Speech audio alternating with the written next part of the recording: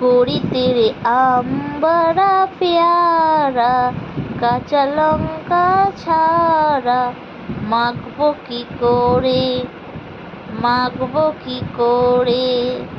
তারপর নুন তেল দিয়ে আচ্ছা করে মেখে খাবো আমি রে, খাবো আমি রে। কচি কলা পাতাতে চেঁচে ছোট ছোট আমকে লঙ্কা দিয়ে, নুন দিয়ে শুকনো লঙ্কা দিয়ে মাখবো আমি রে, মাখবো আমি রে। ওফ সেই স্বাদ। গড়িতে রে আমবারা পেয়ারা, কাঁচা লঙ্কা ছাড়া মাখবো কি করে, মাখবো কি করে।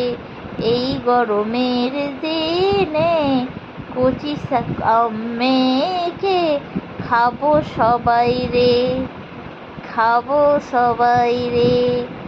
আহা আমতলায় বসে আম বাটা খেতে দারুণ লাগে রে, দারুণ।